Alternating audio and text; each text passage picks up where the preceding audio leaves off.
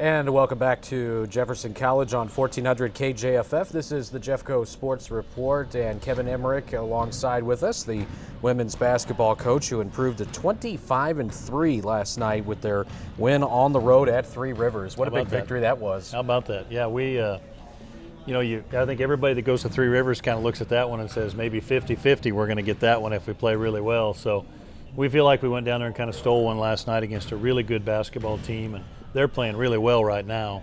And so we feel like that was a big win, and we felt good about the W coming out of there. And I think it changed the region seedings, and it changed some things for Three Rivers. So they've got to win out now, I think, to get a home game that first round of the regional. So it was a big game for a lot of reasons, but just always to get a good win at Three Rivers. Always good. Absolutely. A lot of teams have gone down there with gaudy records and have come up empty against maybe an average Three Rivers team, but we know they're better than that. They're better than average, that's for sure. They're really playing well right now, and if they're healthy, they've got to be one of the favorites in the region to have a chance to get out and go to nationals. So it was just a great win, and Candy played great at times, CT played great at times, Robin came up big again. I thought our post did a great job of defense on their posts and limited them as much as they could. And so it was a good team effort, and Jeffco should really be proud of these kids on going down there and just how they performed the last couple of months, since Christmas. It's been amazing. And it's been different people stepping up at different times, and it was Candy and CT that got back at the top, I guess you could say, of your box score, if you will. Yep. Candy had 31 last night, and a great night shooting. Tremendous. I mean, she was, they're big and they're long and they're athletic, and they certainly knew where she was at. And she just did a great job reading screens and coming off screens. And she did a great job with the basketball last night. She dribble, penetrate, step back, knock down a three, and next time she'd penetrate and dish. And she just did a lot of things that Candy hasn't been doing all year, but she's been working towards.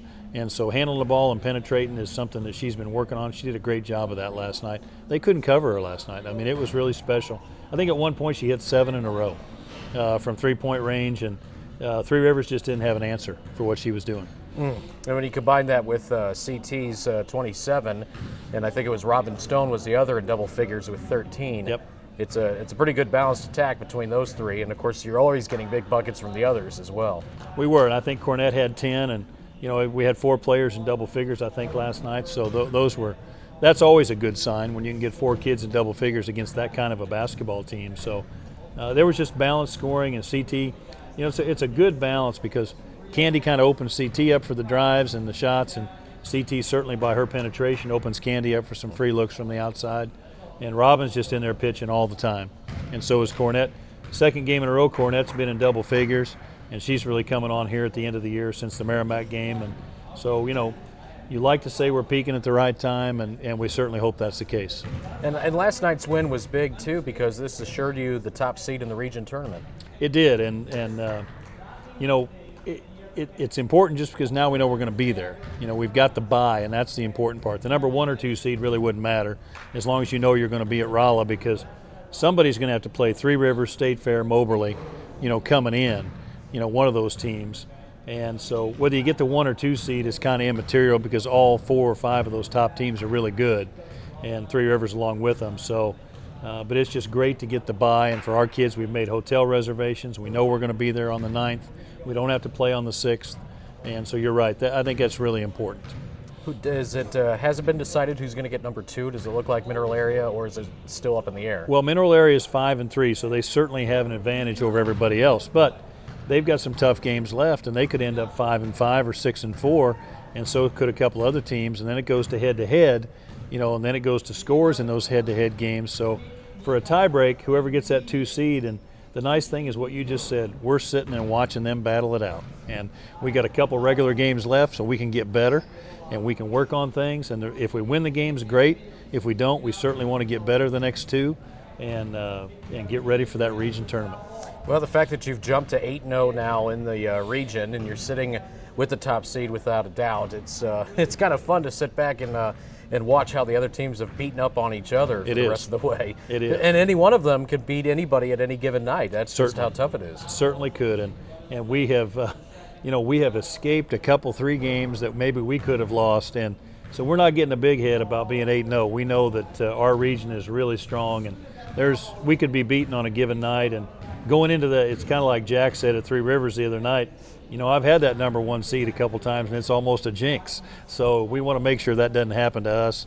We want to make sure we're ready, and we just like the fact that we got the bye and we're there, and like you said, everybody else has to play to try to get there. So.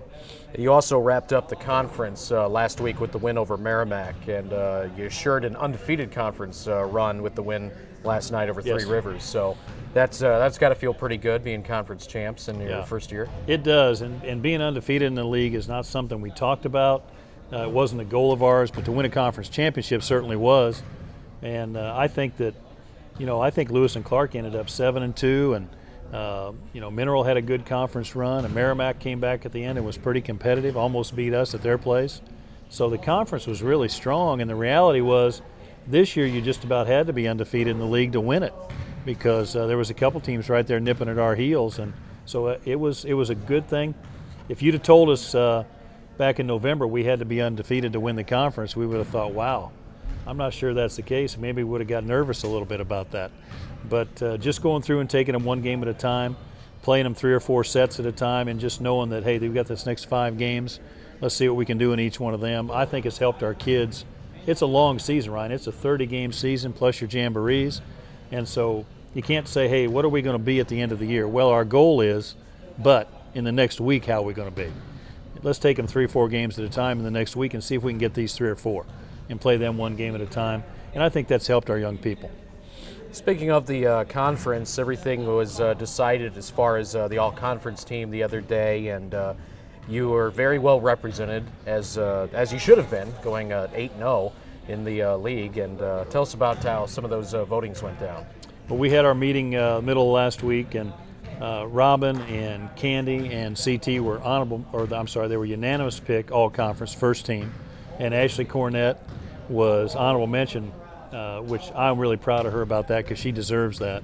It says a little bit about what the conference coaches think about her and her efforts game in and game out. She didn't put up the numbers the other kids did, but Robin Stone and CT Kitchen and Candy Beamer, if anybody deserved unanimous pick, they certainly deserved it.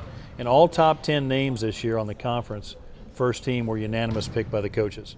So that tells you there was a pretty good feel in the league for who was doing what, and that we're sure proud of what our kids accomplished in that. And you and the coaching staff here at Jeffco were coaches of the year in the conference. Very proud of that, and I've got great assistant coaches, and there's no way we could have done it without Doc and Anna and Juanica and the effort they put in. And certainly, Kevin Emmerich is the one named as coach of the year, but it goes to our staff, and especially in our case, it goes to our staff. I mean, more so than I think I've got the best staff in the region, and I think I got one of the best staffs in the country. So we're very fortunate here, and a lot of credit goes to our assistant coaches for helping us get that. It's always nice to get some of those postseason accolades out of the way, too. It is. I told you earlier, I've never been coach of the year before, and probably because I never deserved it. But you get a good staff behind somebody that's not very good, and you see what can happen. So they really helped me get there, and I'm real proud of us. And those postseason accolades are something you don't so much think about during the year or at the beginning. But as you get closer to the end, you say, hey, I think our kids are deserving of that, and I think more deserving than some other kids. So it is nice to get that, and we're real proud of them for that. And I suppose the all-region will probably come out around the time of the tournament for the most part. I think so. We have our region meeting tomorrow, and I know we're going to give out ballots and discuss that, and I think those same 3 certainly should be all-region. And we'll just see what happens in the last couple games, but I think region tournament time, those will be out, and a lot of good players in our region, really deep this year. A lot of good kids at each school, so it'll be tough for the coaches to decide, but I'm voting for those 3, and certainly Cornett deserves mention there as well. Again, 16 wins in a row for the Jeffco Vikings, and our overall record of 25-3. 2 games remaining on your schedule, Coach, before that region tournament, and I'm sure there's a lot that you'd like to get done in those 2. There really is. Sophomore night here at 4 o'clock this Saturday against Moberly, and we know that's going to be a tough game because they're looking at the same thing everybody else is. They got to win or they're going to go on the road that first game. So it's a huge game for them to get a first-round play-in game at home, and it's a big game for our sophomores. This is our last regular season game at home. We may host a district play-in game. We don't know that. So they're looking at this as it might be their last night playing in the Jeffco Gymnasium, and I know that they're talking about it already. They're thinking about it. And if the fans can come out and give them a boost this Saturday and wish them well in whatever they're doing after this, I think that'd be a great thing. And for those that are listening, of course, it's a 4 o'clock start on Saturday, not 2 o'clock as it was on some of the other original schedules that came out. So just make note of the time change. It's 4 p.m. on Saturday afternoon. And then after that, we travel to State Fair, Sedalia, the next Thursday. Again, they're in the same situation as everybody else. That game's going to be critical for them to host a first-round game. So everybody be gunning for us anyway because we're the top team in the region and we're nationally ranked. But you add that with the fact that they really have something at stake, and these next two are going to be tough, real tough for us. So we want to try to get better, box out, help and recover on defense, and get better at some of the things we've needed to work on the last couple months. Also wanted to talk to you a little bit about Moberly in general as far as, tell us about the first matchup you had with them and the things that they like to do.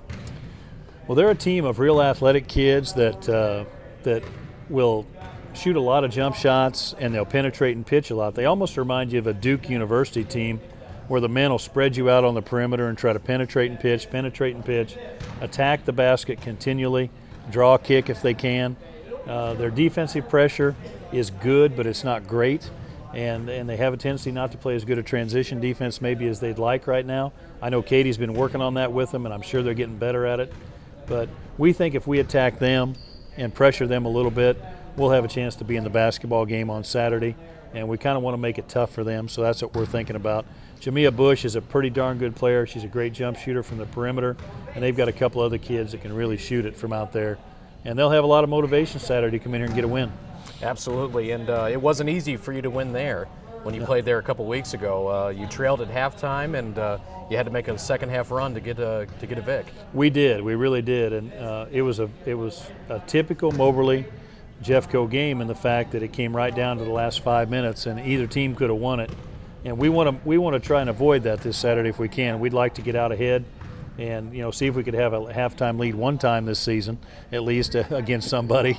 And so somebody said the other day, "What did you do?" I said, "Well, we got some different offenses we use in the second half, but it is not our game plan to get behind in the first half, even though it looks like that, just so we can run our other offenses in the second half. We're not attempting to do that. So we'd like to get out strong against Moberly and get a lead, and so we don't have to fight back in the second half." And just a reminder to the folks that maybe don't know about this yet, you added another player to your team. We talked about this last week. Amanda Estner from the volleyball program decided to come out and give it a go on the basketball court. And she's been, how has her progress been so far? Her progress has been excellent. We wish we would have had her the whole season or for a couple of years because Amanda is a really talented athlete, and she was a great player in high school at Notre Dame, Cape Notre Dame. She's from Kelso, Missouri. She's 6 foot or a little better, and she's just given us a big lift in practice and a big lift in games. She gives us a little bit extra in our rotation, and as soon as she's still trying to figure out what we're doing, and she's really progressing quickly at that. And we think by the time tournament rolls around, the 10th of March, another 20 days, she's really going to be in the flow, and she's already given us a lift. We just think she's going to give us a bigger lift when it comes tournament time. That's good. That's working out pretty well. It is. We're really thrilled to have her. Really thrilled to have her. Anytime you can add a little bit of depth, you got to love that. Yep. Especially somebody that can do the things that she can in the post. We're really happy about it, and her defense is exceptional right now. Once she learns our defensive rotation, she's going to be more solid as far as team defense, and she's stronger than she looks. She's a real athletic, strong young lady, good student. She just has added a lot of quality to our basketball team, and we're glad that Coach Stringer and Ida let us borrow her here for about a month before their spring season and bring her out on the basketball program. And that's the type of cooperation you get at Jeffco from everybody. I've said it before, the faculty, staff, administration, we couldn't do what we do without them. And having Amanda is just another sign of that here at Jeffco. Well, if you ever had to look for some more athletes maybe that you had to bring out from a different program, look no further than the softball program. Yeah, they've got a bunch of great ones, don't they? They have a couple of them that were pretty good high school basketball players in their own right. Yeah, I may have you talk to Tony about that. And a lot of them were local too. They local sure kids. are. Yeah. Great. I mean, they have a great chance. They ended up being preseason, nationally ranked, along with the baseball program. And you better not slip up too much at Jeffco because everybody else is pretty good. That's right. So you better make sure we're good too. And a lot of friendly competition between the coaching staff, Everybody this year has ended up being nationally ranked. Of course, Peck wins the national championship. Joe Ellen's 1 or 2 in the nation at some time during the year and has a great season. And now baseball and softball go into the preseason ranked already. So we're kind of slacking here at 14th. So we better pick it up a little bit. Maybe 25-3 is not quite good enough. I don't know. Well, I don't know about that, but well, the new rankings do come out tomorrow, and usually at this time of the year, it's hard to jump unless people in front of you are losing. You're right. Yep, and you're right. At this point, it's hard for some of those teams to lose. Everybody's really getting things going. When you look at the teams that are up there in the top 5, the team out of Texas, South Plains, yes, real good team. Seward, Southeastern Illinois, who you played already this year. They're all up there. Those teams aren't going to lose too often. No, so. They don't. And what you see is you're exactly right. You see the rankings solidify and kind of firm up after a certain point in the season. And that's what's happened. We've continued to win, but we haven't moved up because nobody above us has really lost. Yeah. So we just keep cranking out wins and trying to get better. And we're happy with where we're at. We just got to make better progress the next 3 weeks. Everybody's getting better. We just want to get better faster, just like we have all year, and try to stay ahead of everybody. There's a lot of good teams nipping at our heels, and they all want that bid to Salina, Kansas, and we don't want to give it up. We want to keep it. And even winning the region doesn't automatically put you in there, with Iowa Western waiting in the wings to see who comes out of the, I guess you could say, the fold of Region 16. Right. Real good situation for Iowa Western. They kind of had a situation this year where that's going to happen this year and never again. So I want to make sure that our kids don't slip up if we do get through the region and then have a chance to lose against them here at home. So that game, tentatively will be on March 12th, but we don't even know if we're going to get that game yet. So we got to win a tough region tournament first and get through these next 2. But it's good to be thinking about that. We're certainly collecting tape on Iowa Western right now, just in case we do make it to that basketball game. And it helps because you played them early in the season, too. We did, and their personnel is good. They're playing better now than they were a month ago. I think they've won 8 out of 9 or 9 out of 10 down the stretch. And so they're a real good, real athletic basketball team. And we certainly like the opportunity to do well in postseason and make it to that game. Coach, thanks a lot. As always, we'll see you Saturday in that sophomore day. Come send our sophomores off. 4 o'clock on Saturday afternoon as Jeffco takes on Moberly, and they'll be celebrating the sophomores on Saturday. You'll be able to hear that game, as a matter of fact, on KJFF this coming Saturday, again at 4 o'clock. We have more ahead here on the Jeffco Sports Report. We'll be back in a couple of minutes on KJFF. Great education. Friendly atmosphere. Beautiful campus. The convenience and the affordability. My experience at Jefferson College has been wonderful. I find the quality of education here at Jefferson College to be one of a kind. My experience at Jefferson College has been a major plus in my life and one of the best decisions I've made. Jefferson College would be the place that I would recommend the most. I'm Katie Williams. I'm Kevin Higginbotham. I'm Ann Martinson. I'm Tony Markovich, and I'm proud I chose to attend Jefferson College. We are back at Jefferson College in Hillsboro on 1400 KJFF as we continue with the Jeffco Sports Report. We're going to shift over our attention to softball, as the women's softball program unfortunately did not get their season started last week. It was a little bit too wet down in Springfield to get that leadoff classic going, wasn't it, Coach? Yes, we're a little disappointed, didn't get to play, so we'll be back at practice again, and we'll get our shot here in about 2 weeks. Tony Cook, of course, the head coach for the Jeffco Vikings softball program, is with us, and unfortunately now they'll have to wait until March the 3rd to get it going, as you'll be hosting your own tournament during that big Saturday coming up. Yes, we start off with Swick out of Illinois, and then we turn around and play Merrimack, or I think it's vice versa. I think we play Merrimack first, and then we play Swick. So 2 big games for us to start the season with. We want to start on the right foot, so we've been preparing for those 2 teams, the last couple of weeks, and we'll continue now for the next about 7 more days. You have been doing what for the most part this week, trying to get prepared? We saw you out on the tennis courts today. You're kind of doing some different things out there, getting some different people in there for pitching, and then of course getting some live hitting too. Right now, that's what that's our main focus, is getting our pitchers to throw some live balls, and let our hitters see some see something from their pitchers, and we're working with that right now, and get away from down there in the hitting cages and try to get out there in that outdoors any way we can. With the weather that we've had the last couple of days, that'll work out pretty good. I guess unfortunately, the field though has not been cooperative. It's a little wet down there. Yeah, our field right now, it's pretty soupy. It's if we get on, I'm afraid right now we do more damage to it than it would do us any good. So we'll stay off a couple more days, and hopefully sun pops out and does a little drying out for us on there. Any problems arising so far with the kids? Everybody healthy? Everybody feeling pretty good? Right now we're in good shape. We gave them last Friday off, so we had a 3-dayer, and then we came in yesterday.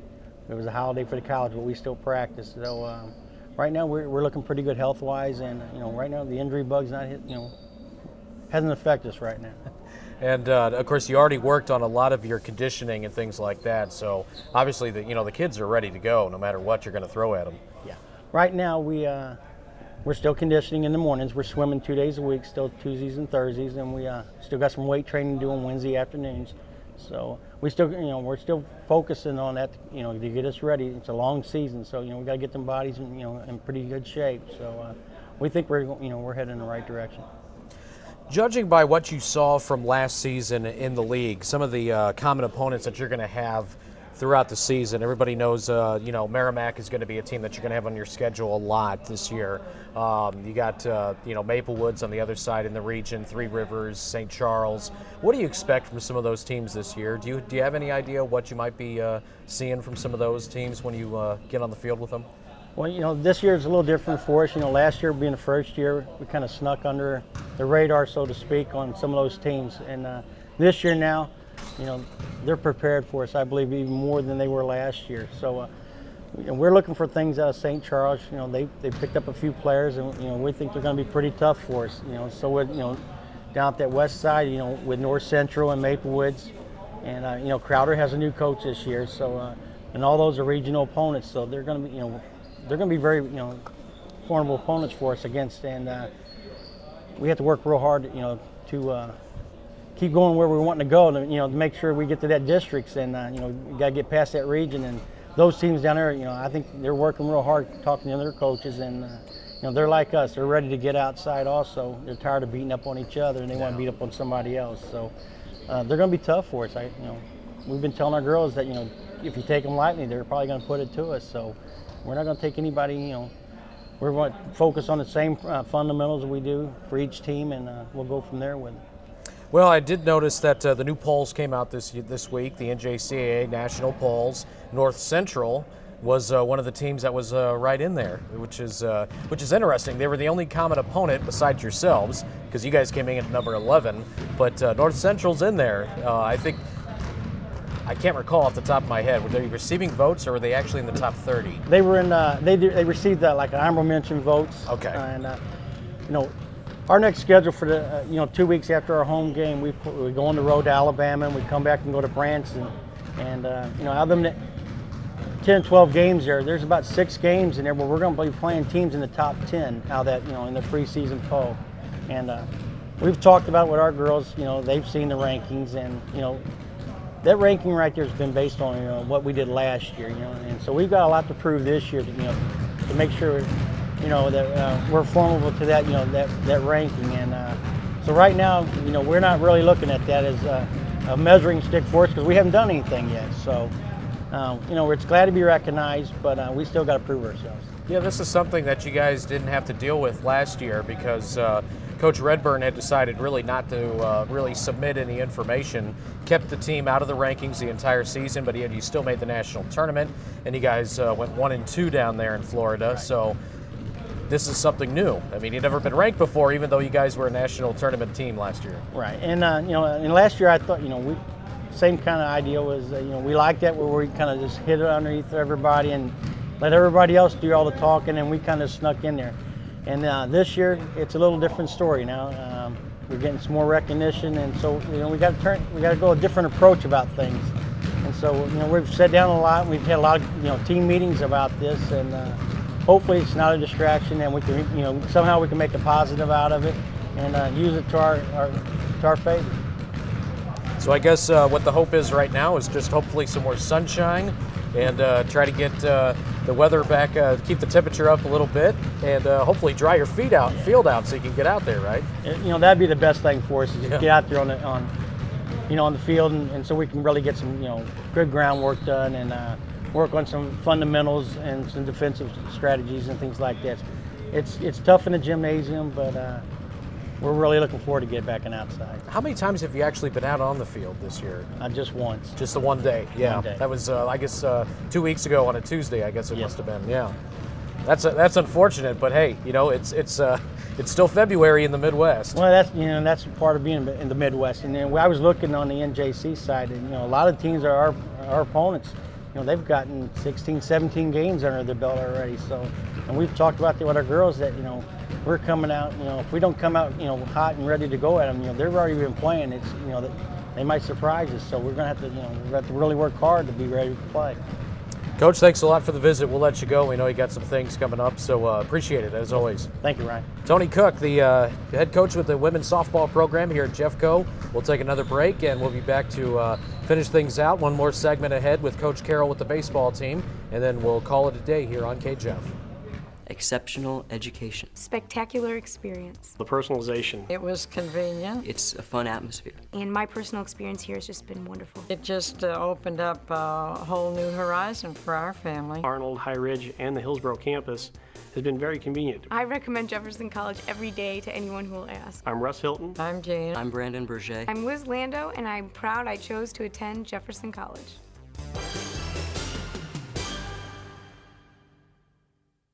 Back once again in Hillsborough on 1400 KJFF as we are getting set to continue on with Coach Sam Carroll with the baseball program here at the Jefferson College Sports Report. And Coach Carroll, this is kind of the opening week in a way for you. You're scheduled to play on Thursday. Hopefully it'll be dry enough by that time to get out in Belleville. Yeah, definitely. I talked to Coach Fiala yesterday. We're actually he's gonna make a decision tonight. He's had the tarp on the field the last few days, and he's going to pull it tonight and then take a look at it and see if we can get ready to roll. And Coach Fiala, he's been at SWIC a long time, and he understands this climate and atmosphere and environment. So he's going to try to get that field ready and playable for Thursday. So we're anticipating it's going to be a go. So if you're able to go on that one, that'll be nice. Is that a scheduled doubleheader, or is it just going to be one? Right now it's scheduled for 1 9-inning, but the weather's supposed to be nice, and we've always kind of said if the weather's nice and we can get 2 7s, then we'll get 2 7s. So we'll kind of play that by ear.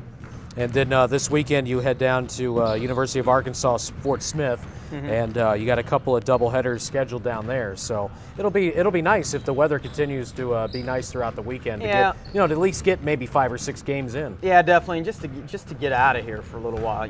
Ryan, we were talking about this as a coaching staff and players today. We're all tired of being inside, and we're ready to get outside, and we can't wait to get on a bus and get out of town for a few days. So. It'll be nice to get down to Arkansas and play. That'll be a lot of fun, and I'm sure that you guys are looking forward to it. I'm sure the kids are probably just itching to go, tired of practicing, tired of being inside. Yeah, kids, coaches, even coaches from the indoor sports. I know they're ready for us to get outside, and they've been very accommodating. Coach Stringer and Coach Emmerich have been extremely accommodating for us and for Coach Cook with softball. I know it's been tough on them as well, so I'm sure everyone here at the field house is ready for us to get outside.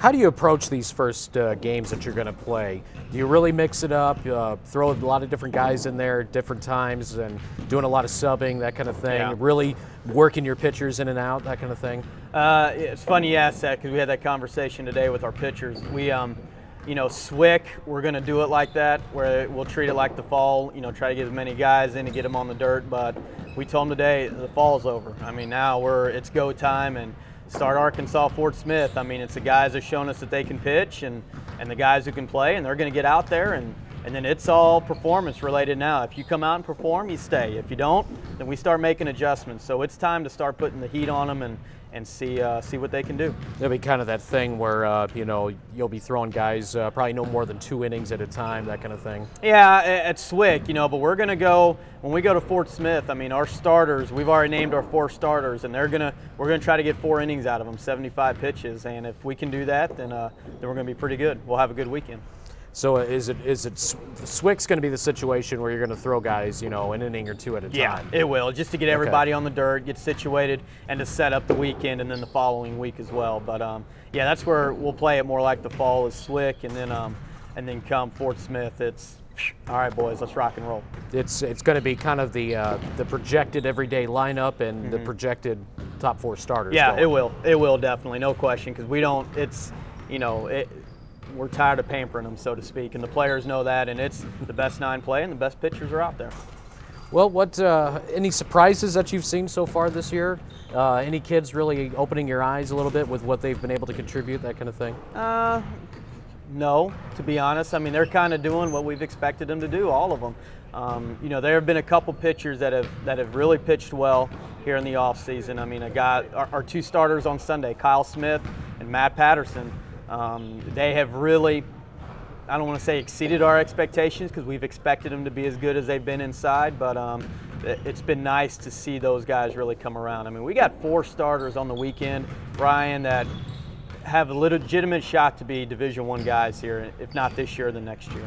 So you're going with, I'm assuming maybe what, Boschert and Schaefer Hall. We'll go Saturday? Boschert and Hall on Saturday. Both those guys have signed D1s already. And then you got Kyle Smith and Matt Patterson. And those 2 guys, you know, in addition to Boschert, have probably thrown the best all winter long. I mean, Kyle Smith has been 91, 92 consistently inside. And Matt Patterson has probably been the best guy out of everyone with his changeup and his breaking ball. So we're very excited with our starting 4. So you got that set, and obviously you're throwing pretty much the kitchen sink in Thursday's game at Swick. So. Yeah, we are, and we want to get everyone out there and at least get them some time on the dirt, because none of the pitchers have been on the dirt yet, and so we want them to at least get an inning on the dirt. Yeah, it's kind of unusual, I guess. Here you are talking about your first game, and it looks favorable that you're going to play that first game, but yet you've only been outside a handful of times. Yeah, probably less than a handful, to be honest. Maybe 2? You could probably count them on one hand, right? You're right, and 2 times would be accurate. I mean, this has been a very, unique winter. But we're from Missouri, so you kind of understand that it happens sometimes. But that it's happened like this, that's been kind of crazy. So. Well, we're just about out of time. I appreciate it. Thanks for the update. Well, good time there, right? Absolutely. I mean, we just fly through it, Hey, all right. Good times. Thanks, man. We'll talk again next week. Talk about the opening of the season. I hope it goes well for you. Best of luck against Swick Thursday and down in Arkansas over the weekend. Appreciate it, Ryan, and have fun this weekend. Don't forget also the Jeffco home opener is going to be next Wednesday, the 28th. They'll be taking on Lincoln Trail. That'll be a noon start. That's going to be a twin bill, right? Yeah, that'll be a good time. All right, and then right after that, it'll be Wren Lake on March the 1st, next Thursday. Also a 1 o'clock start in that one compared to noon on the other one. That'll also be a doubleheader. Yeah, I hope to see everyone out there. It'll be a good time. Absolutely. Coach Carroll, thanks a lot. Thanks, Ryan. Appreciate it. Sam Carroll, head coach of the baseball program, and we'll call it a day here from Jefferson College. This has been the Jeffco Sports Report on KJFF.